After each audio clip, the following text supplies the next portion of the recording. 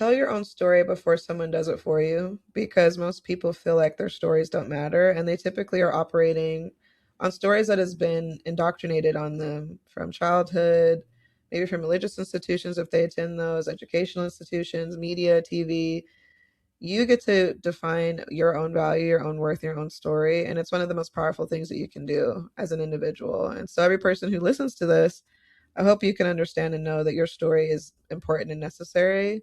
And the sooner that you tell it and the sooner you use it and own it, the sooner that we can have a better future and a better outcome. And I would hope that more people understand that their story matters. People assume networking is what I call the pray and spray method. Here's my business card. Here's what I need. That's all this very pushing, like kind of salesy approach. And I think that's one of the worst ways to network. The primary thing I do is build one on one connections with people who I have something in common with, who I might want to learn from. And the conversations are usually informational chats so I can understand what they stand for, what problems are they trying to solve, what are their values, and how can I be of support, and vice versa. So it's a lot of actual relationship building, showing curiosity, asking meaningful questions, reaching out and sending supports and information to people when it's useful and I have that with them. So typically if I go to an event, I'll make a connection with a couple of people and then I'll really follow up and be like, let's have a real conversation, a one-on-one with those individuals and start to seed efforts and connection and commitment to those. Even if you meet three people at an event of 300, that could be so invaluable because those relationships can become years long relationships that can contribute in so many ways to what you do and what you are excited about. Welcome to Begin, Build, Blossom Your Business Journey, the podcast where we share valuable insights, resources, and motivation to fuel your entrepreneurial spirit. Let's build a supportive community together. Don't forget to subscribe or follow wherever you listen to podcasts and be part of this journey. Let's pause for a moment to hear from our sponsors. You've built a name for yourself through hard work and dedication, but does managing the business side feel like a distraction from your true passion? Are you dealing with unmanaged finances? CME Accounting LLC is here to help. We specialize in organizing your financial records, allowing you to focus on what you do best. With organized books, you'll have more time for what inspires you. Whether that's expanding your influence, building relationships, or simply enjoying life. Don't let unmanaged finances hold you back. Reach out to CME Accounting LLC today and let us help you thrive. Visit our website www.cmeaccountingllc.com or email us at admin@cmeaccountingllc.com. All right, let's jump back into our conversation. Good day. It's a wonderful day in New York. My guest and I, Christina, we're just talking about how great the weather is today. What is it? We're in May, this first day of May. You'll be hearing this episode later on in the month. We just really love the weather. So today we're joined by Christina Blacken, a public speaker, writer, performer, and the founder of The New Cool, a leadership development company focused on behavior change and authentic leadership. Through her work, Christina has trained over 31,000 people across multiple industries, helping them build trust, strengthen connection, and lead with intention, no matter the title. She's also the creator of Tell It Proud framework, which uses personal storytelling as a powerful tool for everyday leadership and courage. Her work has been featured in outlets like the New York Times, Forbes, and Business Insider, and she's built a community of over 70,000 people across social media. A Utah native who's called New York City home for over 16 years, she also brings a unique perspective and apparently more uses for Jello than most of us would expect. Christina, welcome. Now, that Jello, what are those uses we're talking about here? I love keeping that in because people do not know that Jello at one point was Utah's state food because of the amount of Jello that they consumed. It was like the highest per capita Jello consumption in the country. And New York gets up to some strange things. There's a niche for everything, so Jello could be used here. So I feel like it's been a thematic thing in my life, Jello. Wow, that just brought me back to so many memories from my childhood. I lived in St. Lucia, and whenever we'd get Jello in one, we'd get barrels sent to us. So we'd get those little boxes of Jello in there, and oh my goodness, that was Christmas Now, King what early. flavor was it? It's important to know the flavor, though. Many different flavors. We had a variety, but what comes to mind now is it strawberry? All I know is it was red. Okay, yeah, red was a classic. The Yes, the one I'm remembering. I'm remembering different colors as I speak to you, but red definitely was one of those. And it was probably just red flavor, not even cherry. It's just like, what's the flavor? Red. Yeah, I don't even know. So, Christina, I'm so glad that we're having this conversation today. I met you through a mutual friend, Christina Brian, who hosts those amazing events in New York City. She has been a guest on this podcast. So, if you're listening, she's definitely somebody to get to know. Um, so, Christina, I know in the intro we talked about you having 70,000 people across social media. That is no easy feat. How does that happen? It was kind of a fluke. I hate to admit it, but it's true. I was walking in Prospect Park, which is right across the street from me. I live in Brooklyn near Prospect Park. And I had on my mind at the time a pretty significant news story around Charlie Kirk and the shooting that had happened at a university in Utah where he was located. And I just felt compelled as somebody who grew up in Utah to say something. And so I wrote a video really quickly in my notepad on my phone called The Values That Drive Conservative Thinking and recorded this really short 3-minute video that just kind of describes specific behavioral values you might see from people who have a specific sort of ideology that might support somebody like a Charlie Kirk.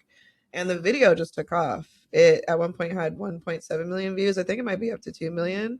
And from that singular video, I gained around like 45,000 followers or something overnight on Instagram and then another like 12,000 on TikTok.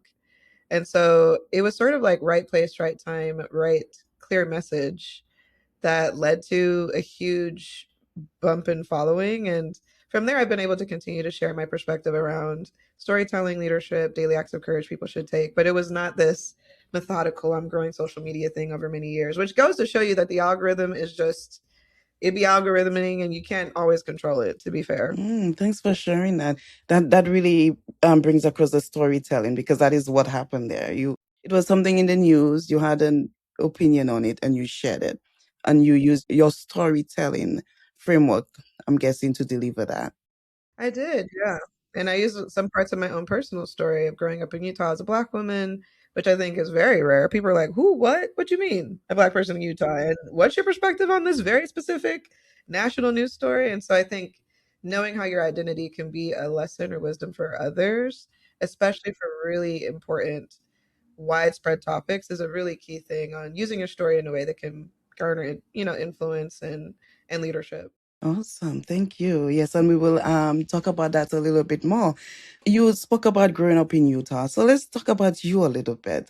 Can you tell us one word that describes you now and one word you would have used to describe yourself as a child? I would say they were the same, creative. I was a super creative kid who was a storyteller and also a performer. I remember one of my earliest memories was stomping around our apartment in my diaper with one of those little microphone toys. It had the mic attached to a speaker, and I'd be stomping around the house making my own little concerts and singing R&B and hip hop songs from the 90s at the time. And then I at one point got this toy guitar that had the buttons, not actual strings, but you push the buttons and you pretend you're playing. And I would put concerts on for my parents and my two siblings. I have two younger sisters. So I've always was really creative, constantly using imagination and singing and writing poetry and making up stories for my toys and dolls. And so I feel like that still plays a huge role in my life now. And I reclaimed so much of it probably in the last 5 years specifically with how I live my life and also the business that I built. And when you say you reclaim, tell us a little bit more about that. What do you mean there? I think for a long time, and I'm sure so many people relate to this, I felt like my creativity was a nice hobby and extra and not a central part of my life. So I was always in choirs and bands and a cappella groups, and it was always just something to do outside of everything else. And so there was a big part of my personality and perspective that I wasn't honoring and sort of just compartmentalizing.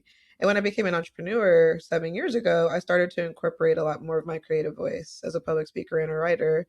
And in the last 2 years, I stepped fully into more creative expression beyond just the corporate trainings and things I do. I write poetry, and I'm doing things that are about creative self expression in addition to behavioral organizational change. I try to infuse my creativity in that, but then I realized it doesn't have to only live in the container of organizational change management. There's something more here that I haven't fully invested time in because I felt like it's a distraction, maybe a waste of time, or it could be detrimental to my stability and well being long term, which is not necessarily true. I'm glad you share that because there might be somebody processing that right now and you probably just help them.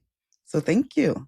Yeah, there's a lot of hesitation we all have around creativity. We think we have to be a Beyonce or a Jay-Z to be creative, or we have to constantly monetize and prove that creative outlets are worth our time. When in fact, it's such a central part of being human. Expressing our stories and our creative points of view is an incredible part of being human. And so many people feel like they don't have the space and time to do that. Yes, and listening to you, I'm thinking of my daughter and even the memory you shared about, when you were younger and you're just free and, embracing that creativity and somehow along the way that kind of goes away sometimes. So I'm glad that you mentioned you reclaim that and that now is an integral part of your everything, your business, who you are, and all of that.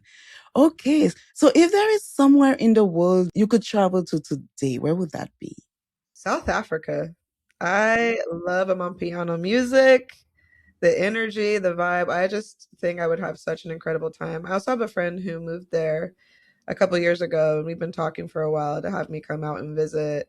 And it just seems like it would be such a nourishing, creative, and fun experience. I also haven't done enough traveling around the continent of Africa. I've been to Zanzibar, I've been to Ghana, but there's so much more time I'd like to spend there because I've definitely traveled in Europe, I've traveled in Latin America.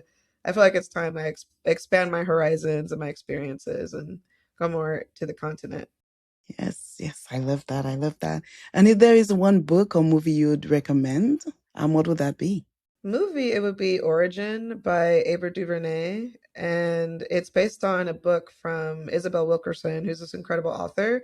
It's kind of like this creative genius movie about a woman who discovers how caste systems around the world have shaped how we love and treat each other. But it's this beautiful love story that encapsulates so much social complexity around how the world works and how oppression works. And I think it's the defining movie of our time because it's done so eloquently, infused with deep love and a deep kind of biopic story. And a lot of people have not seen it because I don't think it was funded in the ways that it should have been. Probably because the subjects it talks about right now are things that are being villainized by our government. So I would love if more people saw Origin, even if they don't know about the book or the author. It's an incredible love story about humanity and just how we can treat one another better and reconcile our past and the issues and the injustices that have come from our past. Yeah, and that is so needed. That is so needed. Thank you for sharing that. So, going on to the business, is there a highest high you've experienced in business? Is there something that comes to mind? There's a few. I'll say one of them was I took on a pretty significant project with a technology company that was needing help around content moderation. And they were really struggling with racism and bias on the platform. And they were like, how do we get ahead of this? We have social media pages mocking our product and making fun of the fact that people are fighting and constantly not connecting. And so I created this moderation course that helped people to learn how to de-escalate conflict on the platform and in their neighborhoods because this tech company was around getting neighbors to communicate with one another. And the highs were just the impact. We had at the time, I think, 45,000 people signed up to do the training. Around a third completed it. And we measured that people changed their behavior 6 months past the course. And they were taking those behaviors and applying them in their families, in their communities. So seeing something that came from my brain and from my lived experiences and research actually change how people think and how they treat each other was incredible. And to do that for a years long, we did the project for 3 years total. And it was measured by Stanford University in terms of the behavioral impact. And it felt really meaningful, especially at a time because this was from 2020 until 2023 in the middle of the pandemic when people were really isolated and divided. It felt very important to do that work. Oh, wow. Talk about impact. Goodness. Thank you for sharing that and congrats. Thank you. Yeah. Yeah. It was a challenging project, but also it felt really meaningful to incorporate all the different methodologies and tools that I use for behavior change, including storytelling, historical context, entertainment. The trainings have singing and it's fun. Like there are ways that people are like, I'm learning some really serious stuff, but I'm laughing too. And also this is fun. And like we end up having really great reviews of the experience. And so I think that's hard to find. Like how do you get people to deal with the tough, hard topics, but make it entertaining and engaging and something that feels like it's going to benefit them and help them to become better leaders, better communicators. That's not an easy thing to balance. And I'm really glad that we were able to do it. Yes, yes. And on the opposite side of that, can you think of maybe a not so good moment that you've had? Yeah, the last few years have been pretty tough. I mean, a lot of my work, so I've primarily done facilitation and workshops and trainings for organizations. So helping them to improve trust and communication on teams and within communities. And that organizational work got labeled under diversity, equity, and inclusion because I incorporate those tools into the work. You can't be a good leader or communicator without knowing how to speak to people who are not like you. That's just a fundamental. But because I was in DEI, and that is now a slur in our country, the funding, the support, the public conversation completely pivoted from 5 years ago. And so that had a significant impact on my business. I lost 90% of my revenue in the last like year and a half that I was normally making. And I had to kind of rebuild and start over because so much of the work was being categorized in ways that were really unfortunate, inaccurate, and wrong. And a lot of people self complied because of executive orders. So that was really tough. It was a really dark moment. I think the statistic is like 600,000 Black women were pushed out of the workforce. They were deregulated, defunded. I would consider myself one of those Black women. And it felt like a methodical attack from our government on our population solely out of fear and not because it was valid or justified. And that was really, really hard to move through, especially because the conversation and attitude was a 180 just the year before that, where people are like, yes, we want to be better. We want to improve our skills. We want to reduce bias. Help us do that. And then the next year is like, how dare you talk about bias? How dare you want us to do this kind of work? It was whiplash. And it was very, very disappointing, especially from people who had made commitments and promises that they retracted on. Yeah, I'm listening to you, and this environment we live in, I don't even know what to make of it. But I do know, as a Black woman myself, I know the experience. We are definitely not living through good times. And I just had a question that pop up for me. Like, what happens after that? You said you lost 90% of your revenue. How do you rebuild? Well, one of the things I did a couple years before that was build a safety net in case this kind of thing would happen. So I had significant savings and investments that helped me to weather that downturn. And I did that because I saw a few years prior, when Trump was elected right before Joe Biden, he did a test around some of this DEI defunding. So he had a couple of key executive orders. And I had some friends at the time who primarily had government contracts, and they lost all of their business revenue with one order overnight. And watching them go through that, I was like, oh, this could happen again. So I started to make sure that anytime I was closing projects or deals, I set aside significant amounts of funding to make sure if things happen and I can't close deals or projects are pulled arbitrarily, I'd be okay. So that was one. The other was, my work has always been around helping people to understand storytelling as this tool of deep relationship change. And that's always been the goal. It's leadership and storytelling. And that isn't something that's technically being villainized. So there were still people interested in the work. I just think the way that I messaged around it and the way that I implemented projects shifted too. So I started doing more public and individual work outside of institutions because institutions have been so all over the place. They're a hot mess right now. So that helped as well, pivoting who I was serving, the way I was messaging it, in addition to having my own kind of safety net. If I didn't have those things, I think I would have had to have completely closed the business and started over again and just went back to the drawing board. So I was fortunate that I planned ahead. And I tell people that a lot in entrepreneurship. We don't know what's going to happen. The pandemic that happened 2019, when people were excited about 2020 and they were doing their New Year's resolutions, you think they were like on the docket is going to be a worldwide global pandemic? No. And most people were not prepared for that. So I think now that's just taught me how to be present and not being too fearful of the future, but making some A, B, C, D, E, F, G plans in case things don't go well.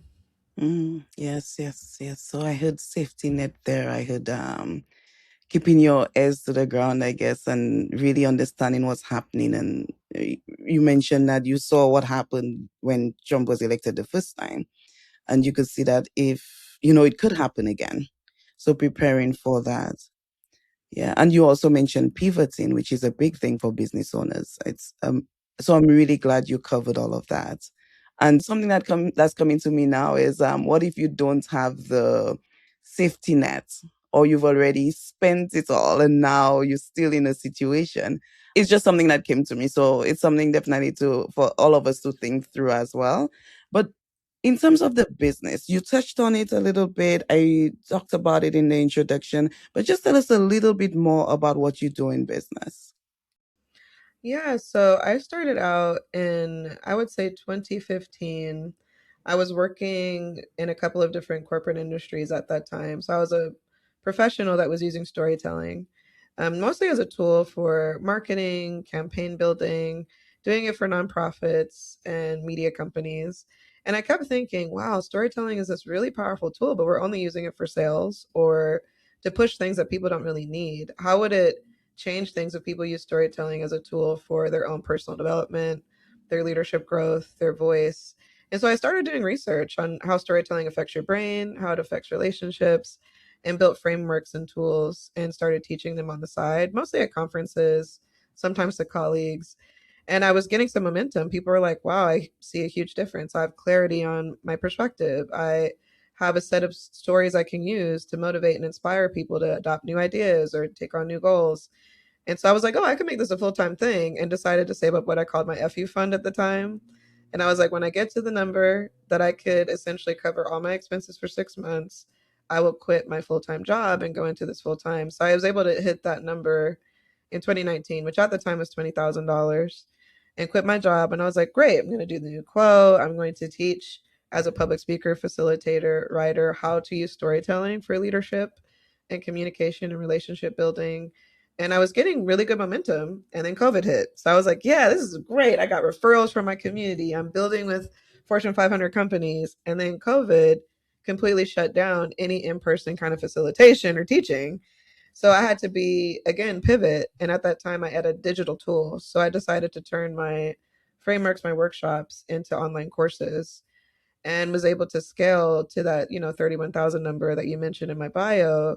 So it was just being flexible, being on your feet. And really, my work is twofold. It's really helping people to become more conscious of how they use storytelling, because 65% of all of our daily conversations are through stories.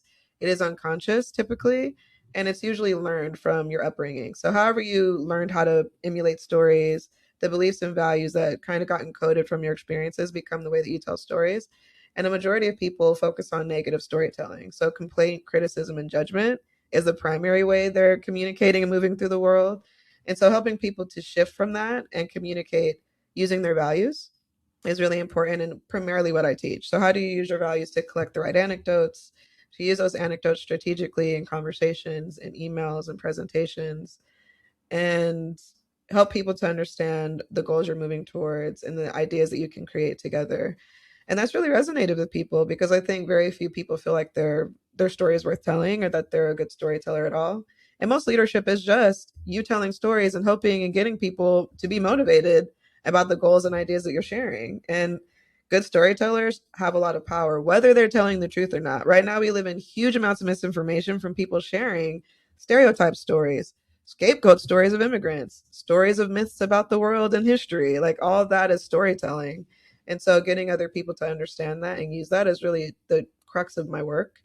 And it also looks like events. So I facilitate storytelling events, and I have a learning community. So all of it is, how do you get people to use storytelling more intentionally, more thoughtfully, and more with a social justice outcome? Hmm. And how do you go about building those? You mentioned online courses. You mentioned actually being able to facilitate at conferences. How do you go about getting these, or how do you do that? It started off with networking. I was really good with, first, when I had started my company, I was talking to a lot of my colleagues and my peers about my work and the problems that I was solving and why I was focusing on it. And a lot of the problems I was solving at the time is reducing bias in how people communicate and how they share their stories and show up in teams and in their organizations. And so I was like, hey, if you need help with bias reduction, I have all these tools to help with that. So that was the preliminary conversations. And then people would bring me in by referral. The other thing I did was content marketing. So I do a lot of thought leadership on social media, LinkedIn, TikTok, Instagram, really giving perspectives around social issues and cultural analysis, and then giving specific practical tools, communication tools that people can use to address it. And that's helped too. It's helped people to see the credibility and the validity of what I do. And then the third thing was really just putting myself out there when I would see asks, when people would open up, open calls for speakers or applications for things. I'd be like, let me throw my hat in the ring. It might not work. I've gotten a lot of no's. I'm like, you know what? Let me just try. Like, I would do that a lot. Let me just, and then we'll see what happens.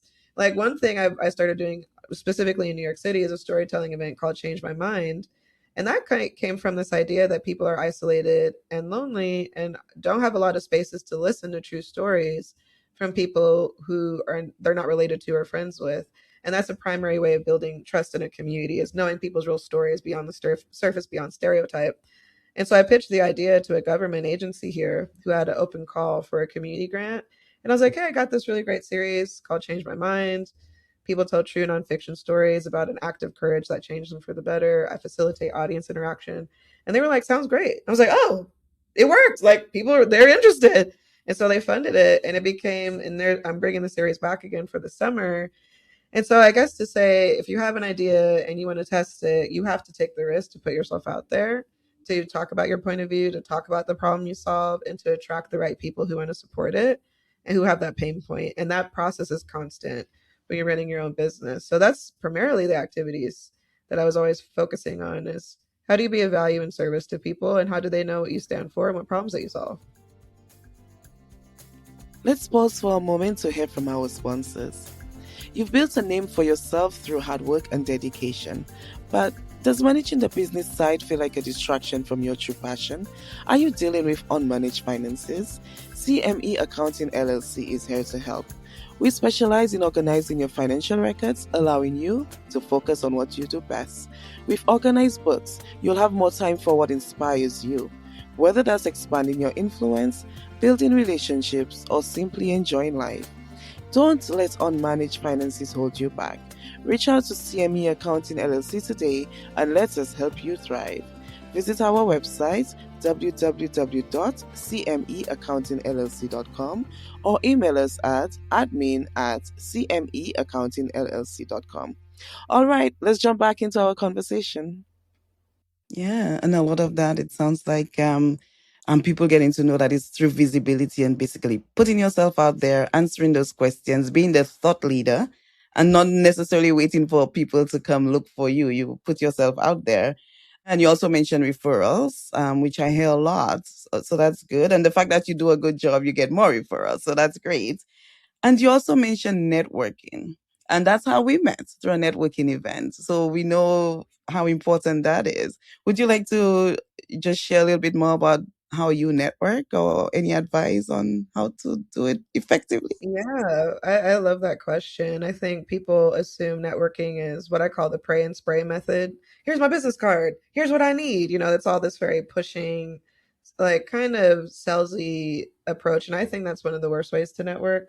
The primary thing I do is build one on one connections with people who I have something in common with, who I might want to learn from. And the conversations are usually informational chats, so I can understand what they stand for, what problems are they trying to solve, what are their values, and how can I be of support, and vice versa. So it's a lot of actual relationship building, showing curiosity, asking meaningful questions, reaching out and sending supports and information to people when it's useful and I have that with them. So typically if I go to an event, I'll make a connection with a couple of people, and then I'll really follow up and be like, let's have a real conversation, a one-on-one with those individuals, and start to seed efforts and connection and commitment to those. Even if you meet 3 people at an event of 300, that could be so invaluable, because those relationships can become years long relationships that can contribute in so many ways to what you do and what you are excited about. So really it's actual genuine relationship building. It's better to build thoughtfully with a smaller group of people over time than to like be thoughtless and self-involved and transactional with dozens and dozens of people. It's not just about what you can take from people, but genuinely, how can you have a reciprocal, mutually beneficial relationship with people? And that takes time. There is no shortcut. There is no buzzy, hot take social media way of doing that. It takes time to show genuine curiosity and effort to people. And so that's the primary thing. I would say most of my community, my network, value that I'm a dependable person, that I'm a person that doesn't just pop up when I need something. And I'm kind of constantly seeding those relationships over time. Mm. And for someone who has grown their social media so extensively, how do you like bridge the gap there? Like now, because we talked about intentional and, one-on-one and all of that when you meet people at events. So how does that work in the social media space? And how does that That's a great change over? I question. don't I know. was just having a conversation with a friend about this because I'm still figuring that out. I find social media very frustrating.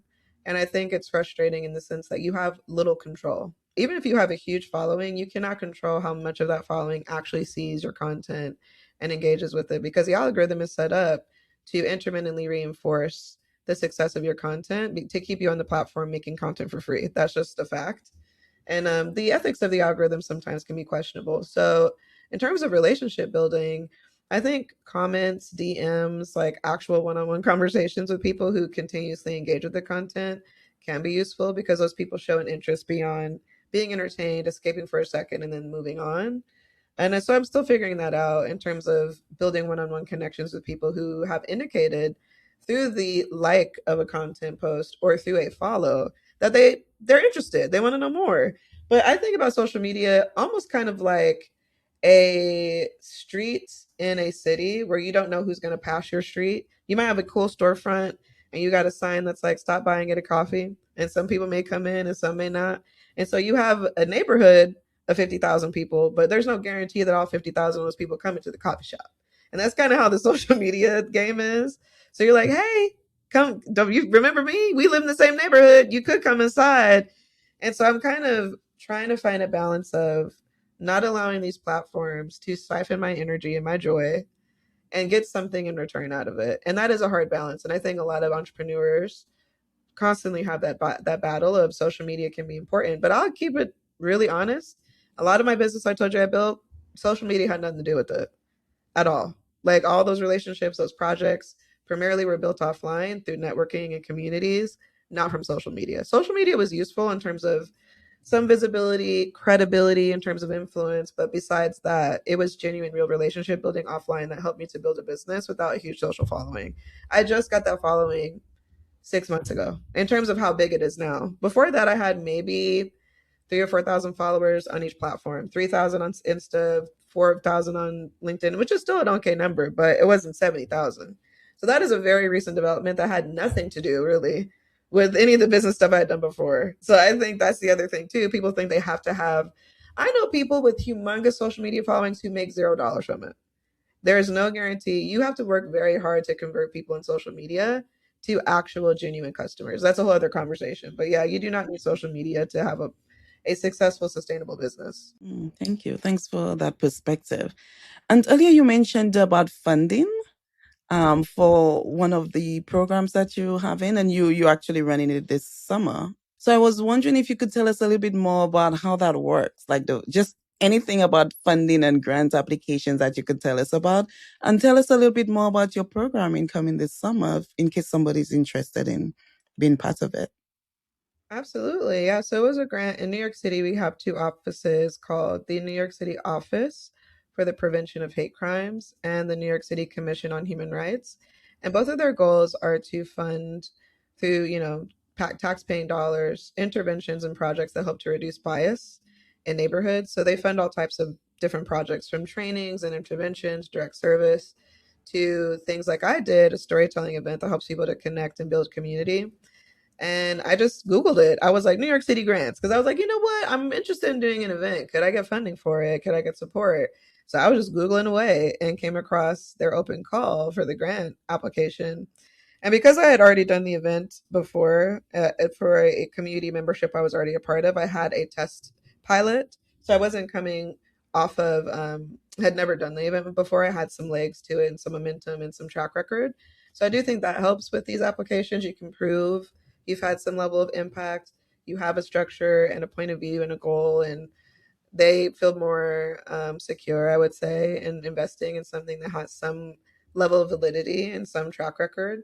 And then from there, I just delivered really well. I was really responsive to all of their emails. I was really thorough with how I planned and structure things. I made a really comprehensive report on the impact. And that's why they wanted to work with me again, because they were like, hey, you were so easy to work with. Your event did really well in terms of the ways people feel and the feedback they gave. Let's do it again. And the event structure itself, the funding for it primarily covers my fees as somebody who's producing and facilitating the event. It also covers honorariums for the storytellers who I have perform in the show. And it covers some basic, videography and stuff. And the venues I've worked with, luckily, have been very low cost or no fee, which has helped with structuring the grant. And now I'm partnering with a new organization this year called Anew. They're a social impact space in the West Village. And I'm really excited about that because they can help with bringing other community members and people into this event.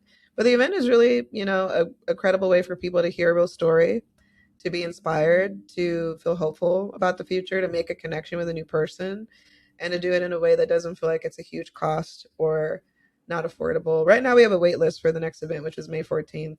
I don't know when this podcast is coming out, but that's our next event. It's happening May 14th, 6 to 8 p.m. But I'm hoping outside of this series, my thinking has been how do people get access to tools that help them to make meaningful connection with people, particularly at a time where people are really lonely.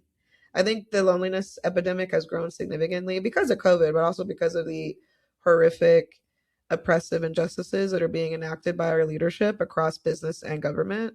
And so creating spaces for people to feel safe, to feel seen, to feel heard is incredibly important right now. And I think anyone who's doing that kind of work is going to have a huge uptick in interest, even if they have to find creative ways to fund it. Yes, yes. So loneliness. Ah, well, I'm glad that you're playing a part in the solution, right? Because a lot of people in this environment, they created the problem. So That's it's 100% true. yes. Hmm. We're hearing about all this wonderful work that you're doing. What does team look like for you? Yeah, absolutely. So I'm a solopreneur, so I do a majority of the work myself, but I do have contractors who I'll hire for very specific things. So I've had a virtual assistant for many years who's helped with research and preparation. I've had editors when it comes to I do a podcast and other kind of forms of content. I've paid CPAs to help with finance and tax. So I really hire experts for specific areas of the business that I don't want to run fully by myself. But a lot of the execution is still on me. And one reason why I chose that is the level of freedom and autonomy, and also not having to have the pressure to pay a team full time. And thank goodness I had that structure because with that loss of revenue, it would have been really dire and unfortunate if I had a team I needed to pay. The other reason is I have never necessarily wanted to build a large corporate structure where my majority of my time is spent managing people. I have been told in previous corporate jobs that I'm a really great manager, and I think I have a knack for managing and mentoring people, but that's not where I want to spend 90% of my time. I actually like the execution of the work. I love public speaking, facilitating, being in the work, and less in managing people to do the work. And so that is one reason why I've built a more lean solopreneur model. And the reason why it's been sustainable is because my model has repeating services that are replicable and scalable outside of a big team. So me running a course can reach thousands of people without having to hire a lot of people. Me doing public speaking, I can tweak my intellectual property and deliver that same kind of intellectual property in slightly new ways for different clients and tailoring it to their situation. So I've been able to really be smart about how I scale things so I don't burn out and that I can be lean and still have an impact and still have flexibility to not be working all the time. But I think that's a unique model because of me being a public speaker and that being the primary thing I offer. For other people who have maybe more tech heavy stuff or different services, they need more of a team for that. But because of my structure, I don't necessarily always need that. Yeah, but it sounds like you were very intentional about it. You know what you wanted and you know what works for you. And we know we talked about pivoting before. So if that ever changes, even in that case, you could always change. But for now, this is what works for you. So I love that. I think also too, one big thing, you're right, the intention in terms of I wanted to be able to take on a specific level of clients a year and still be able to cover all the expenses and have some more for savings, safety net future. And that's one reason why I did a lot of organizational work because I can take on, say, 20 clients in a year and be okay versus needing to take on hundreds and hundreds and hundreds of clients and transactions. So that's something people can keep in mind as well. You don't necessarily have to burn yourself out or have hundreds of clients of years to have like a sustainable business. Yeah, and I had a difference there between just necessary, like working with organizations. So I guess that's what we call B2B, right? Like being able to do that. Thanks for sharing that. And you mentioned intellectual property. What do you put in place to protect that? Well, I have some copyrights. They're not always honored. I will say that, but I have copyrights on my name of my business. There are copyrights on certain phrases that I've developed for frameworks. And that's the primary thing. I think also I try not to be too cagey around how I talk about stuff because, at the end of the day, I want people to be able to take these tools and to improve their experiences. I don't necessarily want to hold it just for myself. But I primarily make sure that people need to be in person typically to experience it so that they can really digest it and not necessarily just replicate it from somewhere else. But yeah, copyrights are very important, trademarks are very important. I started those processes many years ago because it takes a little while to trademark or copyright things. So that's the first step is, use legal protections to be able to keep people from trying to siphon away your labor in ways that are exploitative or not okay. And sometimes it doesn't stop people. I've had copycats. I've had people try to copy my business name. I've had people try to copy frameworks and things. And I guess that's a form of flattery. Mimicry is a form of flattery at times. It can be frustrating too, especially from people who claim that they care about equity and social justice.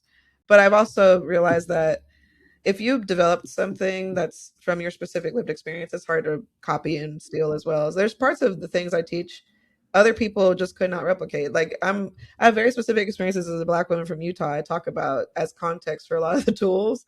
If you aren't that, I mean, it's hard to be like, well, I'm gonna steal that. You still have to have your own flavor, your own sauce, your own style in terms of doing and delivering. I'm a performer, so I sing in a lot of my trainings. I facilitate really interesting dialogue between people. I use humor and comedy, and a lot of people can't always do that. So that's also part of it too, is what is your unique sauce of how you deliver what you deliver. You can try to take the tools, you can steal the name, but can you deliver it in the same way? Probably not. So that's the key too. People need to focus more on their unique perspective and less on shortcuts and desperation and feeling like copying is the only way to find a sense of stability and security, because you might be wasting your time and there might be something unique and cool about your perspective of something that might be worth pursuing. All right. So, Christina, what does success mean to you? I love that question because I feel like a lot of us are questioning what we think success is. For me, it's being creatively realized. Like, am I living to my fullest creative potential? And am I living in integrity with my values?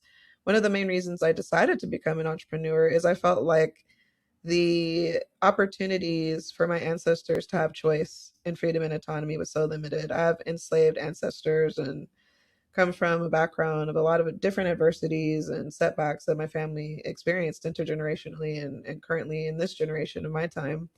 And so, choice, creative autonomy, and choice and freedom of how I use my labor and time is really important.